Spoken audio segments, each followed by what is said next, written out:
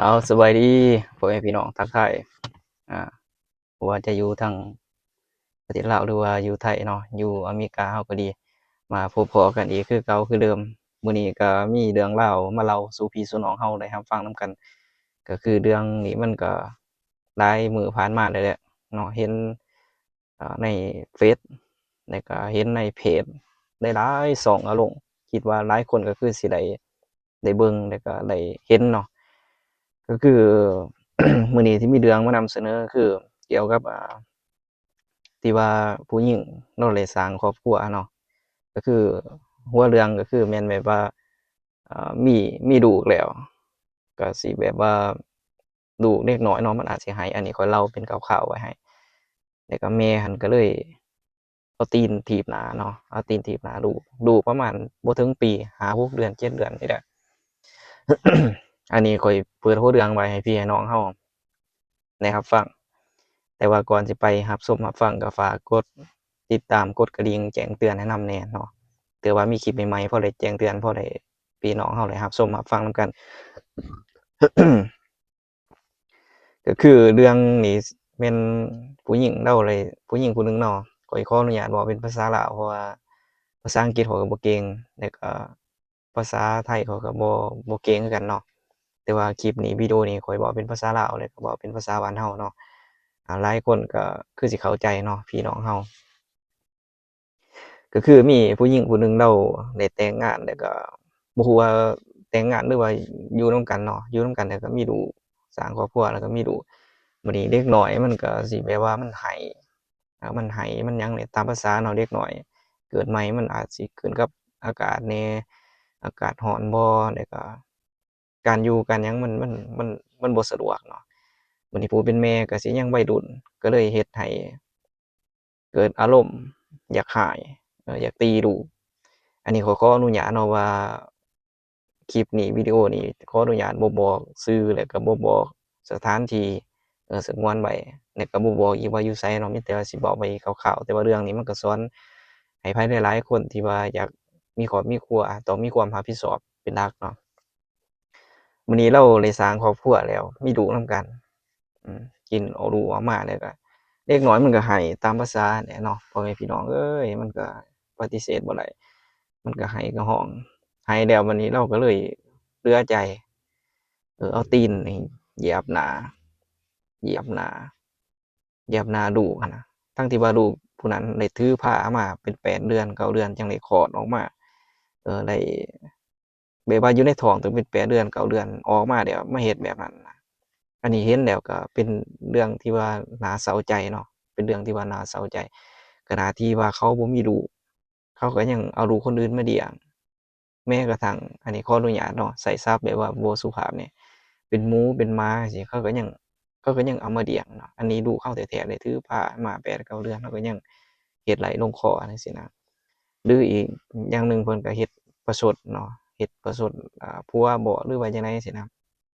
แล้วก็ถ่ายลงเฟซไปถ่ายลงเฟซไปมันซุมื้อนี้มันโลก social แล้วก็โลกออนไลน์มันหลายคนเขาก็ เห็นแล้วก็เอามาแชร์ต่อๆกันไป อันนี้ก็เป็นคติเนาะเตือนใจให้ที่ว่าบ่ว่าจะเป็นผู้หญิงหรือว่าผู้ชายก็ดีที่ว่ามีความฝันอยากสร้างครอบครัวอยากมีชีวิตครอบครัวก็ต้อง1อันดับแรกต้องมีความรับผิดชอบเพราะว่าเราได้สร้างครอบครัวอย่าลืมว่าเราคนหนึ่งคนเดียวแล้วก็มาอยู่นำกันกับผัวมาอยู่นำกันกับเมียคนละพ่อคนละแม่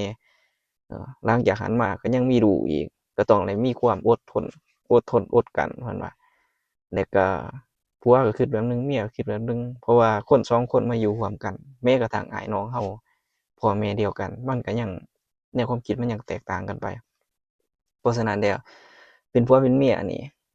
มันก็ต้องได้ปรับหากันผัวก็ปรับหากันเมียก็ต้องปรับมาอีกมีลูกก็ต้องเบิ่งแย่งช่วยกันเนาะเลี้ยงให้เขาเติบใหญ่ขึ้นมาเราต้องมีความรับผิดชอบผู้เป็นผัวก็ต้องมีความรับผิดชอบหาเงินหาค่ำเลี้ยงดูปูเสือเพิ่นว่าให้บ่ให้เคินบ่ให้ขาดอีพ่ออีแม่เพิ่นว่าให้เรามีความอดทนให้มีความอดกลั้นการที่ว่าเราสิมาสร้างครอบครัว มีคำหนึ่งที่ว่าครูอาจารย์เพิ่นเคยบอกเคยสอนก็คือฟ้าวบวชฟ้าวเรียนฟ้าวเอาผัวเอาเมีย เผาปลาหลายคนก็เป็นคิดว่าเป็นคำเว้าตลกแล้วก็เว้าเล่นไปที่จริงแล้วบ่แม่นเนาะเพิ่นว่าเผาบวชเผาเหี้ยนก็คือเฮาบวชเข้ามาแล้วก็ต้องหมั่นศึกษาหำเหี้ยนศึกษาวิชาความรู้หาความรู้ใส่ตัวเพื่อว่าวันข้างหน้าเฮาสิเอาชีวิตเฮารอดจังซี้นะเอาผัวเอาเมียแล้วฟ้าวปะเพิ่นว่าก็คือความหมายว่าเฮาเอาผัวเอาเมียแล้วเฮาก็ต้องปะละการดินการเที่ยวการมึนเมาแบบว่าไปดินไปเที่ยวจากที่ว่าเฮาเคยดินเคยเที่ยวคนเดียวเฮาก็ต้องไป2คนถ้าว่าเฮามีลูกก็ต้องไป3คนสิ่งใดบ่จำเป็นเฮาก็ปาไปเพิ่นจึงว่าฟ้าวเอาผัวเอาเมียฟ้าวปะก็คือปาการดินการเที่ยวการคบงั้นแบบว่าคือเฮาเห็นซุมื้อเนี่ยสังคมคุมื้อเนาะไปดินไปเที่ยวกินเหล้าเมายาหลายๆหลายๆคนก็สิเห็นเนาะบ่คิดว่าหลายคนก็คือสิเคยเห็นแต่ว่าอันนี้เป็นคำสอนของพ่อแม่ครูบาอาจารย์คือจั่งข้อยบ่ได้มาเห็นคลิปนี้ที่ว่าเขาเอาลงเฟซเนาะรูปภาพนี่เห็นเขาลงเฟซแล้วข้อยก็เศร้าใจเนาะเพราะว่าเป็นตาอีโตนเนาะเด็กน้อยมันเกิดมามันบ่ทันรู้อิหยังนะเศร้าใจนำบ่ทันรู้อิหยังบ่คิดว่าแม่ตัวเองสิมาเฮ็ดแบบนี้นะเพิ่นยังว่าถ้าว่ามันได้เติบใหญ่ขึ้นมามันก็เป็นเวรเป็นกรรมจองกันไปบัดโตเฮาเฒ่าแก่มาบัดลูกเต้าใหญ่มามันบ่ถือกับเฮาเองก็ถือกับลูกกับเต้าเฮาจังซี้นะจังว่าให้เฮาอิหยังก็อย่ามันก็เป็นเลือดเนื้อเชื้อไขเป็นลูกเฮาเองเฮาได้ถือผ้าคาท้องมาแล้วเฮาก็ต้องเลี้ยงเนาะต้องเลี้ยงต้องเบิ่งต้องแยงเขาส่งเสริมให้เขาได้ศึกษาหำเหี้ยนหาความรู้ให้เขา